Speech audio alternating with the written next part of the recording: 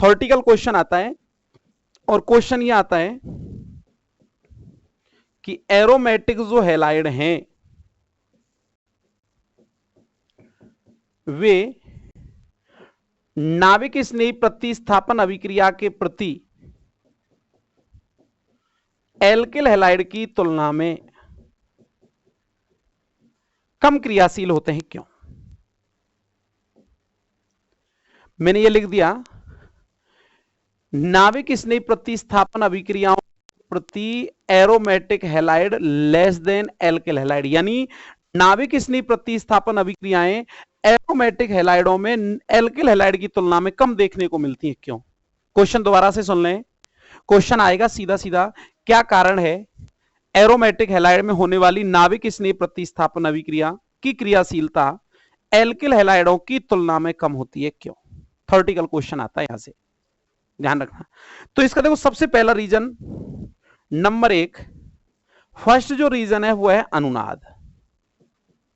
देखो आप देख के आए पीछे के एरोमेटिक हैलाइड के अंदर अनुनाद पाया जाता है। देख लो दोबारा से एक बार अनुनादी संरचना क्लोरोबेंजीन की। ये क्लोरोबेंजीन ऐसे, Cl पर कितने लोन पेयर है भाई? 3, 1 2 3 4 5 6, 6 इलेक्ट्रॉन बोले तो 3 लोन पेयर। ये कैसे करेंगे अनुनाद? दोनों तरफ तीर का निशान आप लगाएंगे, ये लोन पेयर यहां डबल बॉन्ड बनाएगा, ये डबल बॉन्ड यहां नेगेटिव चार्ज देगा, तो नई संरचना ये बनेगी। डबल बॉन्ड Cl पॉजिटिव हो जाएगा, ये नेगेटिव, और ये बॉन्ड अपनी जगह पर बना हुआ है। अब ये नेगेटिव चार्ज बले में डबल बॉन्ड के साथ संयुग्मन में है, देखो डबल सिंगल नेगेटिव, इसका मतलब अनुनाद के कारण पूरी बले में घूमेगा। ये कैसे? ये इलेक्ट्रॉन यहां डबल बॉन्ड बना लेंगे, तो यहां, सॉरी गलत ले लिया ना, ये लो, आगे चलो, ये नेगेटिव चार्ज यहां क्या बनाएंगे? डबल बॉन्ड, और ये डबल बॉन्ड यहां क्या देगा? Negative charge. नई संरचना बोलो क्या बनेगी? ये डबल बॉन्ड यहां बना, ये negative, double bond Cl positive. Next structure, ये इलेक्ट्रॉन इधर मूव करके डबल बॉन्ड बनाएंगे, ये डबल बॉन्ड इस कार्बन पर नेगेटिव चार्ज देगा, तो नई स्ट्रक्चर ऐसे बनी, डबल बॉन्ड पुराना था, ये नया आके बन गया, ये नेगेटिव आ गया, ऊपर जैसा था वैसा लिख दिया, कोई परिवर्तन नहीं। लास्ट स्टेप, ये इलेक्ट्रॉन यहां डबल बॉन्ड बनाएंगे और ये इलेक्ट्रॉन जहां से आए ना वहीं वापस गए, तो देखना लास्ट स्ट्रक्चर क्या बनी? ये रिंग, ये बॉन्ड पहले से थे, नया बॉन्ड ये बना, और ये Cl और वापस वही लॉन पेयर। अब ऐसा नहीं है कि तीनों लॉन पेयर बंद बनाने के, एक लॉन पेयर लिया हमने बस, ये केवल ये, बाकी तो Cl पर हैं, लेकिन Cl पर नेट इलेक्ट्रॉन डेंसिटी क्या हो रही थी? कम, इलेक्ट्रॉन घनत्व घट रहा था, इसलिए कौन सा चार्ज प्रभावी हो गया? पॉजिटिव चार्ज, और हमें क्लोरीन पर क्या दिखने लगा? धनावेश दिखाई देने लगा। क्लियर? अब देखो इन क्लोरोबेंजीन की क्या बनी, मैं लिख देता हूं, ये क्लोरो बेंजीन की अनुनादी संरचना। ओके, क्लोरोबेंजीन की अनुनादी संरचना यानी एरोमेटिक हैलाइड में होने वाली नाविक स्नेही प्रतिस्थापन अभिक्रिया एल्किल हैलाइडों की तुलना में कम देखने को मिलती है, या एल्किल हैलाइड की तुलना में एरोमेटिक हैलाइड नाविक स्नेही प्रतिस्थापन अभिक्रियाओं के प्रति कम क्रियाशील होते हैं, क्यों? उसका सबसे पहला और इंपॉर्टेंट जो रीजन है वो है अनुनाद। एरोमेटिक हैलाइड में क्या पाया जाता है भाई? अनुनाद। अब इस अनुनाद से क्या इफेक्ट पड़ा कि इनकी क्रियाशीलता कम हो गई?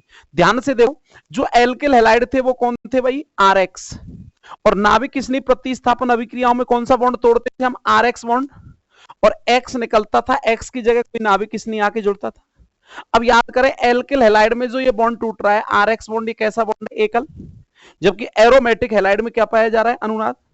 अनुनाद के कारण एरोमेटिक हैलाइड में कार्बन और हेलोजन के बीच आंशिक द्विबंध के लक्षण आ गए। आंशिक द्विबंध, डबल बॉन्ड लिख दूं मैं शॉर्ट में, ये लो आंशिक द्विबंध, आंशिक डबल बॉन्ड के लक्षण आ गए, और इस द्विबंध को तोड़ना किस तुलना में? इस एकल बंध की तुलना में इस डबल बॉन्ड को ब्रेक करना क्या होता है? कठिन होता है। यानी इसका टूटना क्या हो जाएगा? इस बॉन्ड का टूटना क्या हो जाएगा? कठिन हो जाएगा, कम हो जाएगा। किसकी तुलना में? एल्किल हैलाइड की तुलना में। इसीलिए एरोमेटिक हैलाइड नाभिक स्नेह प्रतिस्थापन अभिक्रियाओं के प्रति एल्किल हैलाइड की तुलना में कम क्रियाशील होते हैं। तो क्या आंसर देके आएंगे? आप बताएंगे कि एरोमेटिक हैलाइड में अनुनाद पाया जाता है, जिसके कारण कार्बन और हेलोजन के बीच आंशिक द्विबंध के लक्षण या गुण आ जाते हैं, जिसकी हम चर्चा पीछे भी कर चुके हैं इस क्लास के अंदर, तो याद रखेंगे। और इस द्विबंध को तोड़ना एकल बंध की तुलना में क्या हो जाता है? कठिन। इसीलिए नाभिक स्नेह अभिक्रियाओं के प्रति एरोमेटिक हैलाइड एल्किल हैलाइड की तुलना में बहुत कम क्रियाशील होते हैं। दूसरा रीजन भी है इसका, अगर हम देखें तो देखो, सेकंड जो रीजन है क्रियाशीलता कम होने का, वो क्या है? पहला रीजन तो अनुनाद था। दूसरा रीजन ध्यान से देखो कि अगर हम एल्किल हैलाइडों की चर्चा करें तो एल्किल हैलाइड में हमने ऐसे इस बॉन्ड को ब्रेक किया था, और एल्किल हैलाइड में ये बने थे कौन? कार्बोकैटायन। अगर हम एरोमेटिक हैलाइड में बॉन्ड ब्रेक करते तो यही बॉन्ड ब्रेक होगा ये, और ये बॉन्ड ब्रेक होगा तो एक आयन बनेगा ये, जिसका नाम क्या है? फेनिल धनायन। क्या बना है? देखो, फेनिल धनायन। और फेनिल धनायन जो है वो कैसा होता है? अस्थाई। तो याद रखें, फेनिल धनायन का अस्थायित्व भी, फेनिल धनायन का अस्थायित्व भी एरोमेटिक हैलाइड की क्रियाशीलता को क्या करता है? कम करता है। तीसरा और अंतिम रीजन देखें, देखो ध्यान से, एल्किल हैलाइड में X जिस कार्बन से जुड़ा हुआ है उसका संकरण sp3 है, जबकि एरोमेटिक हैलाइड में X जिस कार्बन से जुड़ा हुआ है उसका संकरण sp2 है। sp3 संकरण के अंदर S लक्षण परसेंटेज कितना है? 25%, जबकि sp2 संकरण में S लक्षण प्रतिशत कितने? 33%। S लक्षण परसेंटेज जब बढ़ेगा तो ये जो बंध लंबाई होगी ये क्या हो जाएगी? कम हो जाएगी। और जब बंध लंबाई का मान कम हो जाएगा तो बंध को तोड़ना क्या हो जाएगा? कठिन हो जाएगा। तो उस स्थिति में भी क्रियाशीलता क्या हो जाती है? कम हो जाती है। तो याद रखना, हेलोजन का sp2 कार्बन पर जुड़ा होना कंपेयर टू sp3 के क्रियाशीलता को क्या कर रहा है? कम कर रहा है। तो कितने रीजन हम कह सकते हैं कि एरोमेटिक हैलाइड नाभिक स्नेह प्रतिस्थापन अभिक्रियाओं के प्रति एल्किल हैलाइड की तुलना में कम क्रियाशील होते हैं? इसके हम कितने रीजन बोल सकते हैं? 3, जिसमें मुख्य रीजन तो है अनुनाद। अनुनाद के कारण कार्बन और हेलोजन के बीच क्या हुआ? डबल बॉन्ड के गुण आ गए, और डबल बॉन्ड को ब्रेक करना, तोड़ना सिंगल बॉन्ड की तुलना में क्या हो गया? कठिन, इसलिए क्रियाशीलता कम। दूसरा, एरोमेटिक हैलाइड में जो बनेगा वो फेनिल धनायन बनेगा, और फेनिल धनायन का अस्थायित्व भी क्रियाशीलता को घटा देता है। और तीसरा, एरोमेटिक हैलाइड में हेलोजन जिस कार्बन से जुड़ा हुआ है उसका संकरण sp2 है, जबकि एल्किल हैलाइड में हेलोजन जिस कार्बन से जुड़ा था उसका संकरण sp3 था। sp2 संकरण होने पर S लक्षण परसेंटेज बढ़ा, और S लक्षण परसेंटेज बढ़ा तो बंध लंबाई घटी, और बंध लंबाई घटी तो उसको तोड़ना क्या हो गया? कठिन, इसलिए क्रियाशीलता में क्या आ गई? कमी आ गई। क्लियर? देखिए साहब, नेक्स्ट इसमें एक क्वेश्चन आता है, नाभिक स्नेही प्रतिस्थापन अभिक्रियाओं के प्रति हेलोजन व्युत्पन्नों की क्रियाशीलता का वो क्रम आपसे पूछता है। हेलोजन व्युत्पन्न की क्रियाशीलता का क्रम देखो कैसे। क्वेश्चन ऐसे आता है, हेलोजन व्युत्पन्न की क्रियाशीलता। जब भी हेलोजन व्युत्पन्न की क्रियाशीलता का क्रम आए, क्लियर, तो सबसे ज्यादा नाभिक स्नेही प्रतिस्थापन अभिक्रिया जिसमें देखने को मिलती हैं वो होते हैं वेंजिल हैलाइड, रिंग पर CH2X। क्या नाम है?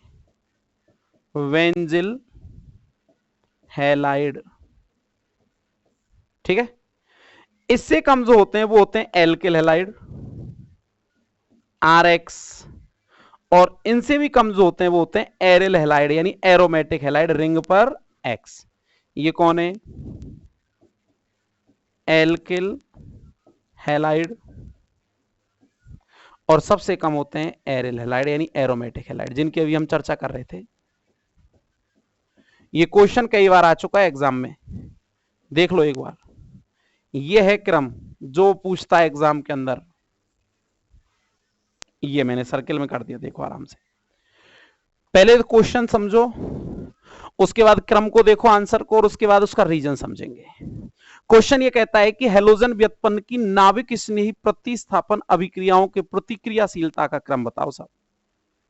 यानी नाभिक स्नेही प्रतिस्थापन अभिक्रियाओं के प्रति कौन से हेलोजन व्युत्पन्न सबसे ज्यादा क्रियाशील होंगे और क्यों। रखना, सबसे अधिक क्रियाशील होते हैं वो बेंजिल हैलाइड होते हैं, उससे कम जो होते हैं वो एल्किल हैलाइड, और सबसे कम कौन होते हैं, एरोमेटिक हैलाइड। एरोमेटिक हैलाइड कम क्रियाशील क्यों होते हैं, जस्ट अभी ऊपर हमने एक्सप्लेन किया। 3 रीजन थे जिनकी वजह से एरोमेटिक हैलाइड किससे, एल्किल हैलाइड से कम क्रियाशील था। लेकिन अब एल्किल हैलाइड से भी ज्यादा क्रियाशील है कौन, बेंजिल हैलाइड। क्यों, अगर वो कारण पूछ ले तो आप देखो, इसमें आर एक्स बॉन्ड टूटेगा, एक्स वाला नेगेटिव, आर वाला पार्ट पॉजिटिव। इसमें भी सी एक्स बॉन्ड टूटेगा, एक्स वाला पार्ट नेगेटिव और सी वाला पार्ट पॉजिटिव। देखो यहां कार्बोकैटायन जो बना और यहां जो कार्बोकैटायन बना, दोनों के स्थायित्व में अंतर है। यानी जब बेंजिल हैलाइड आयनित होते हैं तो बेंजिल कार्बोनियम या कार्बोकैटायन बनता है। ये बेंजिल कार्बोकैटायन अपने आप को किसके द्वारा, अनुनाद के द्वारा स्थायी कर लेता है। इसमें क्या पाया जाता है, अनुनाद। और जब अनुनाद से अपने आप को स्थायी कर लेगा तो 100% जिसका मध्यवर्ती जितना अधिक स्थायी होगा उसकी क्रियाशीलता उतनी ही क्या होगी, अधिक होगी। इसलिए बेंजिल हैलाइड की क्रियाशीलता अन्य हैलोजन व्युत्पन्नों से अधिक होती है। देखो कैसे स्थायी होता है बेंजिल हैलाइड, अनुनाद के द्वारा। देखो ये बेंजिल हैलाइड था जो आयनित होकर बेंजिल कार्बोकैटायन बना रहा है, ये वाला सी पॉजिटिव, ये लो, ठीक। तो ये देखो कि बेंजिल कार्बोकैटायन में अनुनाद होगा या नहीं होगा। अनुनाद की शर्तें आपको याद होनी चाहिए, उनमें से एक शर्त यहां पूरी हो रही है, double single double single double positive. Double bond के एकांतर क्रम में धनावेश है तो अनुनाद होगा। कैसे होगा देखें ध्यान से। अनुनादी संरचनाओं के लिए दोनों तरफ तीर का निशान, ये इलेक्ट्रॉन यहां कर क्या बना लेंगे, डबल बॉन्ड। तो इस कार्बन पर इलेक्ट्रॉनों की कमी और स्ट्रक्चर ये बनने वाली है, ये डबल बॉन्ड CH2, ये पॉजिटिव, ये डबल बॉन्ड, ये डबल बॉन्ड, ठीक। नेक्स्ट देखो, ये यहां डबल बॉन्ड तो यहां पॉजिटिव, ये डबल बॉन्ड, ये पॉजिटिव, ये डबल बॉन्ड, ये CH2, और लास्ट स्ट्रक्चर में ये यहां डबल बॉन्ड तो यहां पॉजिटिव, ये डबल तो ये पॉजिटिव, ऊपर CH2, और लास्ट में नीचे ऐसे लेंगे इधर की तरफ, ठीक है। क्या होगा, ये डबल बॉन्ड वापस यहां के डबल बॉन्ड बनाएगा तो ऊपर CH2 पर धनावेश। इस तरीके से ये बेंजिल कार्बोकैटायन किसकी अनुनादी संरचना है, बेंजिल कार्बोकैटायन की अनुनादी संरचना। तो हम ये कह सकते हैं कि ये बेंजिल कार्बोकैटायन अपने आप को अनुनाद के द्वारा क्या कर लेता है, स्थायी। तो याद रखना, बेंजिल हैलाइड सबसे अधिक क्रियाशील होते हैं नाभिक स्नेही प्रतिस्थापन अभिक्रियाओं के प्रति, क्योंकि बेंजिल हैलाइड आयनित होकर जो बनाएंगे वो क्या बनाएंगे, बेंजिल कार्बोकैटायन बनाएंगे, और ये बेंजिल कार्बोकैटायन अपने आप को अनुनाद के द्वारा स्थायी कर लेगा। अभिक्रिया का मध्यवर्ती जितना अधिक स्थायी होगा उसकी क्रियाशीलता उतनी ही अधिक होगी, ठीक है। नेक्स्ट इस चैप्टर के अंदर 2 टॉपिक और हैं जहां से बोर्ड अक्सर 1 नंबर का क्वेश्चन पूछता है। एक तो है BHC, देखो एक बार, BHC। सबसे पहले इसका पूरा नाम आपको पता होना चाहिए। इसका पूरा नाम होता है बेंजीन हेक्सा क्लोराइड, याद रह जाएगा भाई। BHC का पूरा नाम क्या है, B for benzene, H for hexa, C for chloride. Formula होता है इसका C6H6Cl6। अच्छा, इसके कई बार अन्य नाम भी आते हैं, अन्य नाम। अन्य नाम में इसको गैमेक्सेन या लिंडेन या 666 के नाम से भी जाना जाता है। देन इसका IUPAC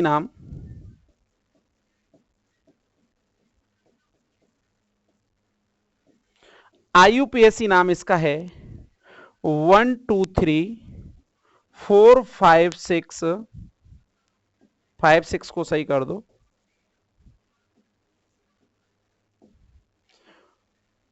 5 6 hexa chloro cyclo hexane.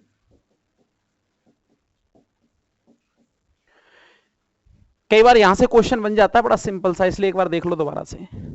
BSc है क्या? बीएससी बोले तो benzene hexa chloride. Benzene hexa chloride का फॉर्मूला क्या है भाई? C6 है, S6 है, Cl6 है। इसकी full form benzene hexa chloride. इसको अन्य नामों से भी जाना जाता है, गैमेक्सेन इसी को बोलते हैं, लिंडेन भी इसी को बोलते हैं, और 666 भी इसी को हमने यूज किया। 666 क्यों कहा है? क्योंकि इस एग्जाम्पल में कार्बन की संख्या भी 6, हाइड्रोजन की संख्या भी 6 और क्लोरीन की संख्या भी कितनी होती है? 6। इसलिए इसको हमने 666 के नाम से भी जाना। आईयूपीएसी में इसका नाम हमने लिखा 1 2 3 4 5 6 हेक्सा, क्योंकि 6 Cl है इसलिए हेक्सा Cl के लिए क्लोरो साइक्लो हेक्सेन, क्योंकि इसका संरचना सूत्र ये होता है, देखें ध्यान से, ये इसका संरचना सूत्र है, ये लो।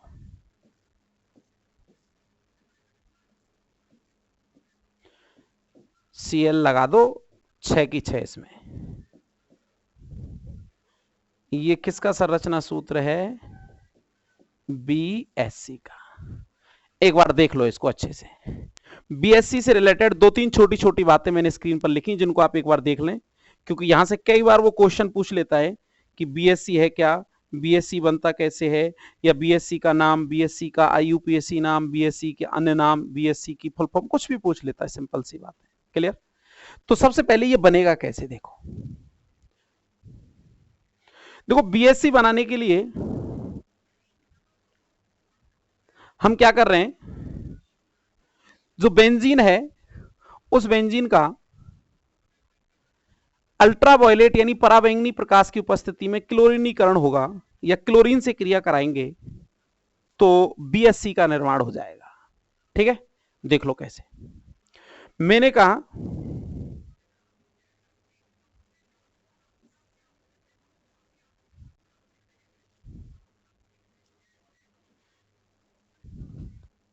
ये लो, ये बेंजीन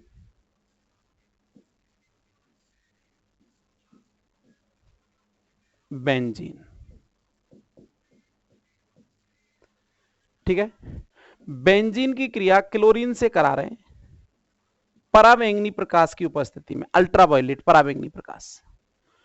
कुछ नहीं करना, पाई बॉन्ड ब्रेक होंगे, क्लोरीन जुड़ेगा। एक पाई बॉन्ड जब टूटेगा तो 2 क्लोरीन परमाणु जुड़ेंगे, ध्यान रखना। कितने पाई बॉन्ड ब्रेक करने हैं? 3। तो क्लोरीन कितने चाहिए? 3 के लिए 6, तो हमने इसके आगे क्या लगा दिया? 3।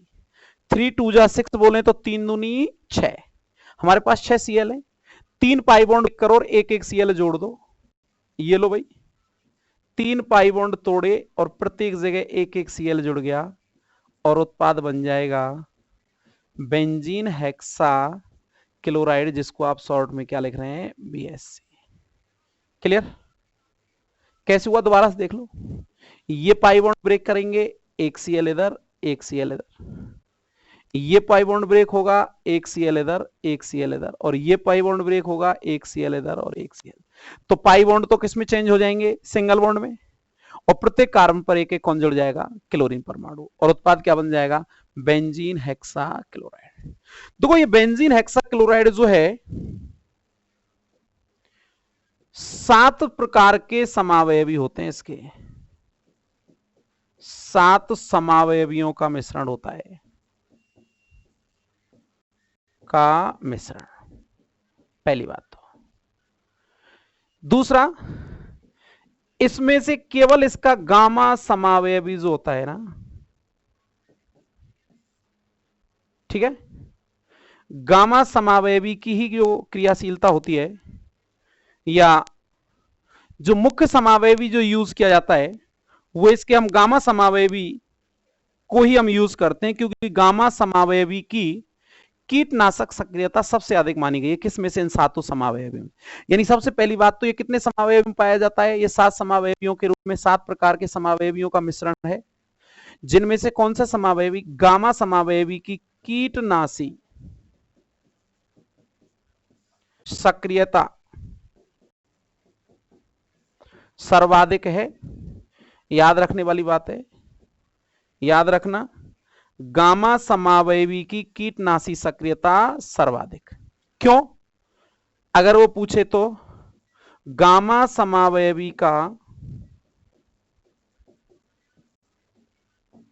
आकार छोटा होता है एवं भेदन क्षमता उच्च होती है।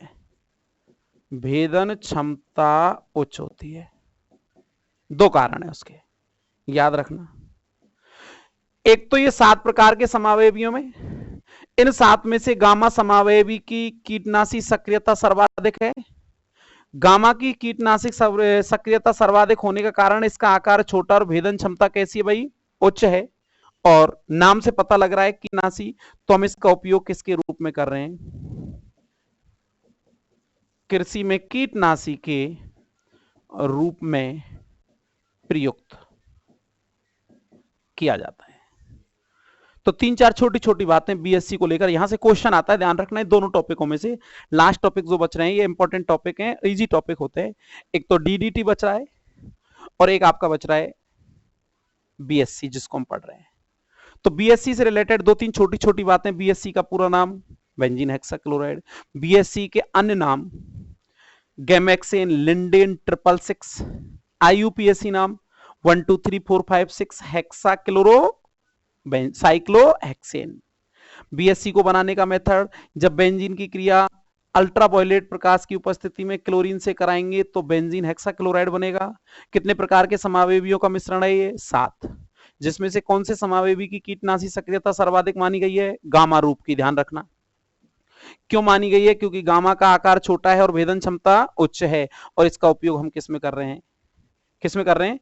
फसलों में, कृषि के क्षेत्र में, एग्रीकल्चर क्षेत्र में हम कीटनाशी के रूप में हम इसका प्रयोग करते हैं। देन इसमें हम जो नेक्स्ट पढ़ने वाले हैं इस चैप्टर के अंदर टॉपिक, वो है डीडीटी। देखो डीडीटी,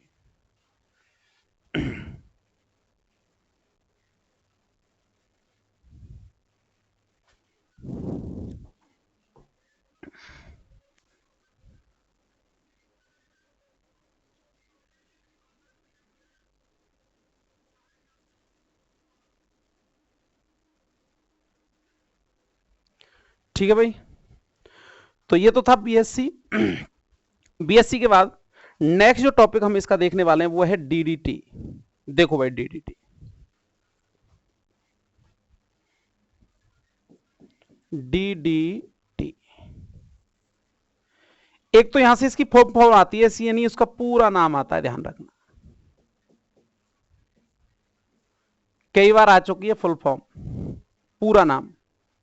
डीडीटी की फुल फॉर्म है क्या? Para para dash di chloro diphenyl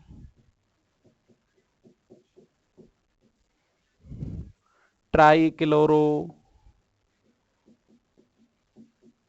ethane. ठीक है, देख लो एक बार, देख लें आप आराम से। यहां से क्वेश्चन आता है, क्या लिख रहे हैं फुल फॉर्म इसकी? Para para dash di chloro diphenyl tri chloro ethane. Clear? तो सबसे पहले तो आपको पता होना चाहिए कि डीडीटी की फुल फॉर्म क्या है। Para dichloro diphenyl trichloro ethane को किस नाम से जाना जाता है? डीडीटी के नाम से जाना गया है। डीडीटी को बनाने का मेथड वो पूछता है, डीडीटी को कैसे बनाया जाता है, देखो क्लोरोबेंजीन के दो अणु, ये क्लोरोबेंजीन,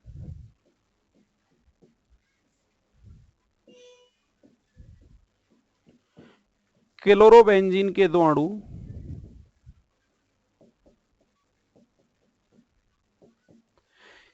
क्लोरोबेंजीन के दो अणुओं की क्रिया सांद्र H2SO4 की प्रेजेंस में क्लोरेल से कराते हैं। क्लोरेल का फॉर्मूला आपको याद होना चाहिए। क्लोरेल क्या है?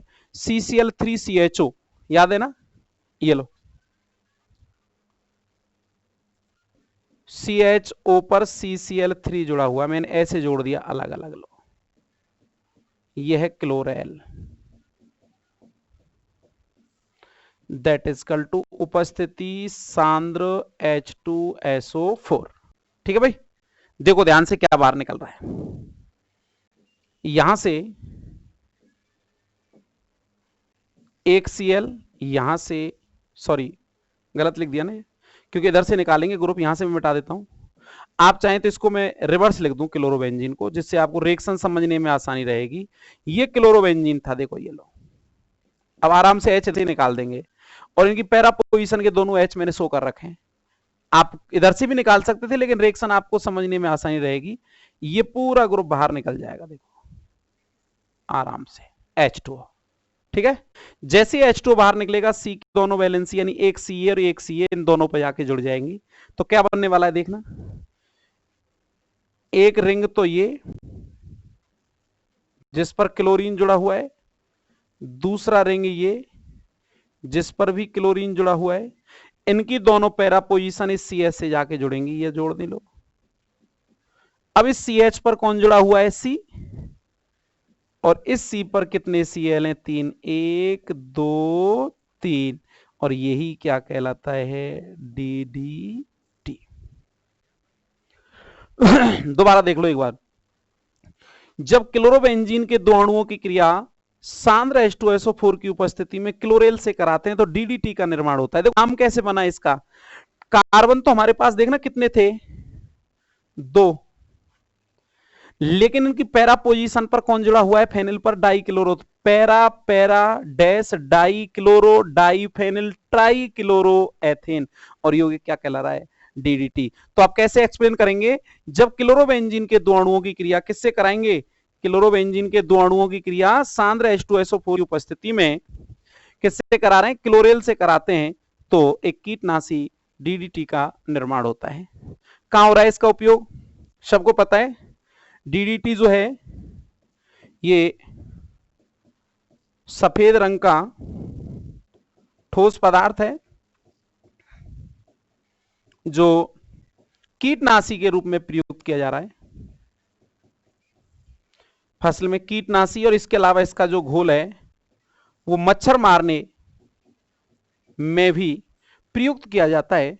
हालांकि वर्तमान में विकासशील देशों ने, अधिकांश देशों ने इसके उत्पादन पर रोक लगा रखा है, क्योंकि ये DDT जो है ये एनवायरमेंट के साथ साथ, पर्यावरण के साथ साथ मानव स्वास्थ्य, मानव शरीर के लिए भी क्या होता है?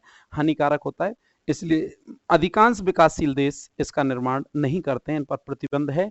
लेकिन इसका उपयोग हम किस में करते हैं? कीटनाशी के लिए इसका घोल बनाया जाता है, घोल का छिड़काव करते हैं, वो छिड़काव कीटनाशी का काम करता है। मच्छर मारने के लिए भी प्रयुक्त होता है, खटमल मारने के लिए भी प्रयुक्त होता है। तो इस तरीके से इस चैप्टर के अंदर एरोमेटिक हैलाइड के साथ दो शॉर्ट में छोटे छोटे टॉपिक जो अक्सर हर साल बोर्ड पूछ लेता है, 1 नंबर का क्वेश्चन।